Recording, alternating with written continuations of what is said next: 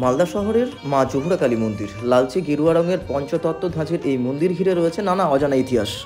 ইংরেজবাজার থানার অন্তর্গত রায়পুর গ্রামের আমবাগানের মধ্যে অবস্থিত এই জহুরা মন্দির। জাগ্রত এই কালী মন্দির সম্পর্কে কথিত আছে প্রায় 300 বছর আগে উত্তরপ্রদেশের এক সাধক স্বপ্নাদেশ পেয়ে দেবী মা জহুরার পুজো শুরু করেন। সেই সময় থেকে এপার বাংলা এবং ওপার বাংলার ধর্মপ্রাণ হিন্দুরা এই পুজোয় অংশগ্রহণ করতেন। এমনকি ডাকাতরা এই দেবীকে পুজো করে ডাকাতি করতে যেত বলে কথিত আছে। সারা বছর এখানে পুজো হলেও বৈশাখের মঙ্গল এবং শনিবার থাকে বিশেষ আয়োজন। পশ্চিমবঙ্গ ছাড়াও পার্শ্ববর্তী বিহার, ঝাড়খণ্ড সহ স্থানীয় ভক্ত সমাগম হয় এই জায়গায়। অন্যান্য প্রচলিত মূর্তিগুলোর মতো নেই মা জহুরার মূর্তি। মায়ের পুজো পাঠের ধরনও আলাদা। দিনের আলোয় মা জহুরার পুজো সম্পন্ন করতে হয়। কেবলমাত্র শনি আর মঙ্গলবারই হয় দেবী আরাধনা।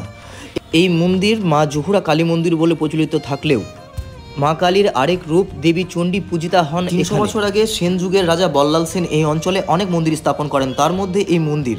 আবার মন্দিরের ফলক থেকে অনুমান করা যাচ্ছে যে উত্তরপ্রদেশের এক সাধক দেবী জহুরার বেদি স্থাপন করেন আজ থেকে প্রায় 300 বছর আগে। পরবর্তীকালে হীরারাম তেওয়ারি এক স্থানীয় সাধক দিব্য দর্শনে মায়ের রূপ প্রত্যক্ষ করেন। মূর্তি রেখাও নির্মাণ হয় বৈশাখ মাসে। তখন থেকে পূজিতা হয়ে আসছেন দেবী জহুরা। মালদা জেলার এই ঐতিহ্যবাহী জাগ্রত মা জহুরা কালী মন্দির সংক্ষিপ্ত ইতিহাস কেমন লাগলো তা অবশ্যই জানাবেন।